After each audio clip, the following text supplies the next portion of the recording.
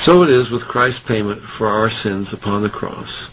As he died, he said, "It is finished," using a Greek expression, tetelestai, which meant that the debt had been paid in full. Yet the New Catechism of the Catholic Church says, as sacrifice, the Eucharist is also offered in reparation for the sins of the living and the dead, and to obtain spiritual or temporal benefits from God.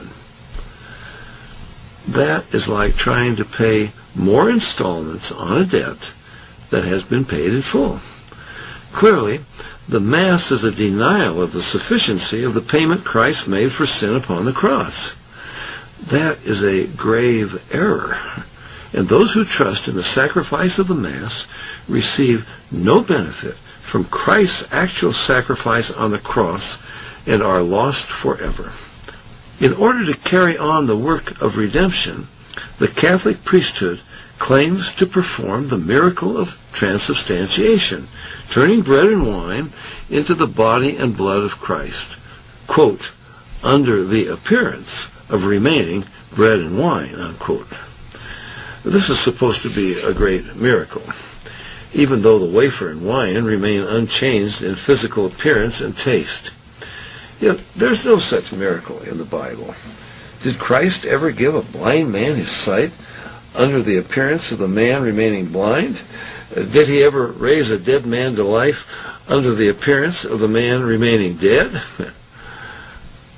The dogma of purgatory is another abomination. Vatican II says that although Christ suffered to bear our eternal punishment, we must personally suffer to expiate the temporal punishment due for our sins.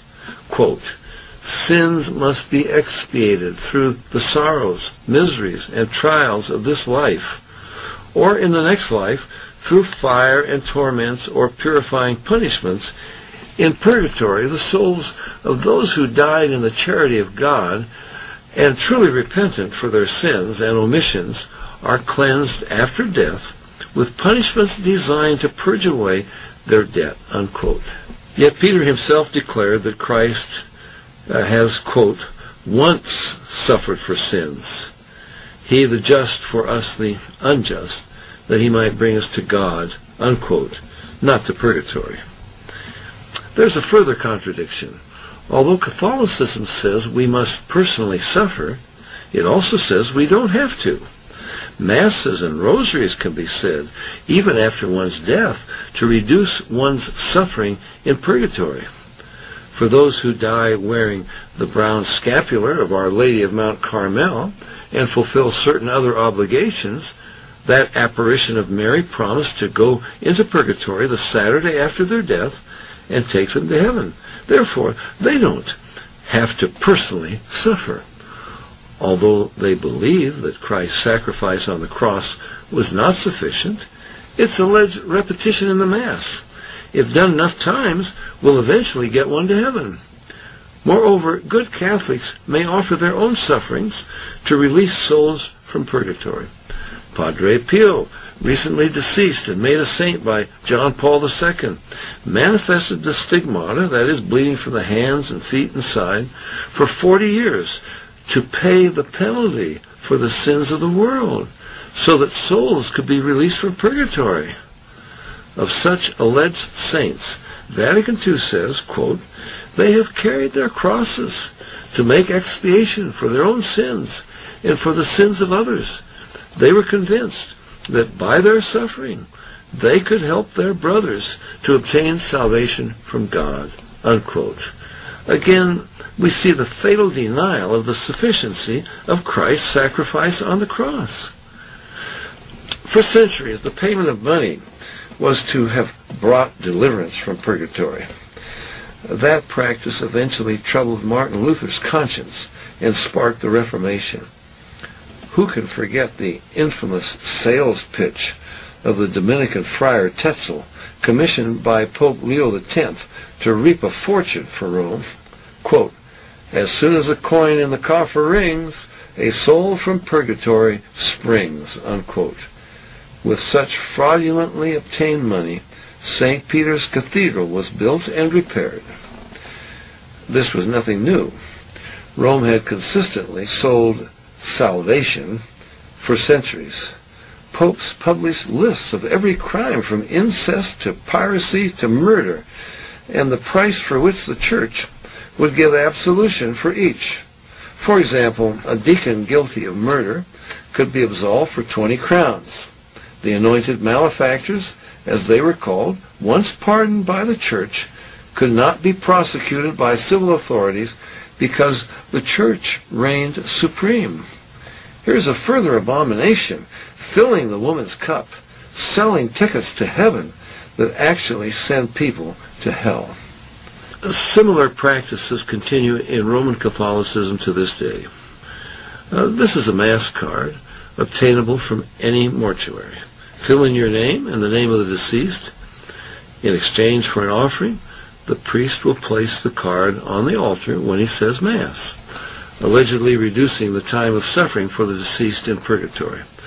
Of course, the Church makes no guarantee as to how much the suffering will be shortened, nor how many more Masses must be said before the gates of heaven can be opened. Consequently, multiple Masses are purchased in the hope that eventually there will be enough. A friend told me that at his father's funeral more than $2,000 in Mass cards were purchased. Vatican II declares, "The Church teaches and commands that the usage of indulgences, such as Mass cards, a usage most beneficial to Christians and approved by the authority of the sacred councils, should be kept in the Church, and it condemns with anathema those who say that indulgences are useless or that the Church does not have the power to grant them." Some Catholics claim they don't believe in purgatory and indulgences, regardless of what the Church says. But if they don't fear their Church's anathemas condemning them to hell, why do they still trust her promises to get them to heaven? There are 20 complex rules governing indulgences.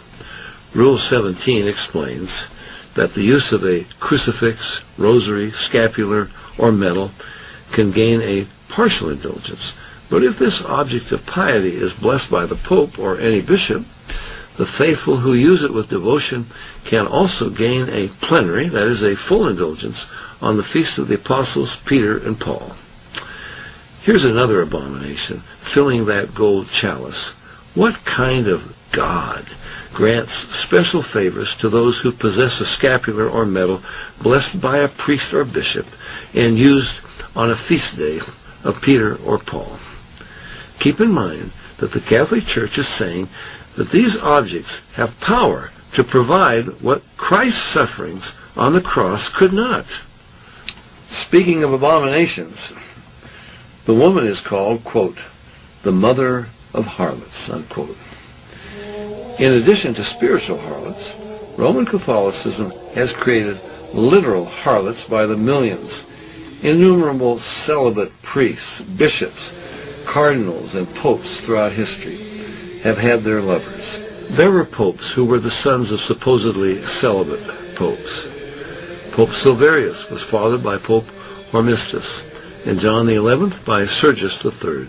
The list of bastards who ruled the Church includes Popes Boniface I, Gelasius, Agapetus, Theodore, Adrian IV, and others.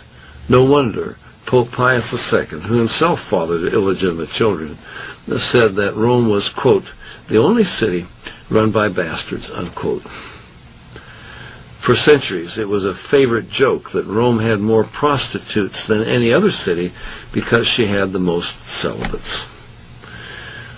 The sexual exploits of supposedly celibate priests and nuns, once hushed up, are increasingly being brought to light. Homosexual priests are dying of AIDS worldwide, with estimates that as many as 70% of priests in some seminaries are practicing homosexuals. The Roman Catholic Church in America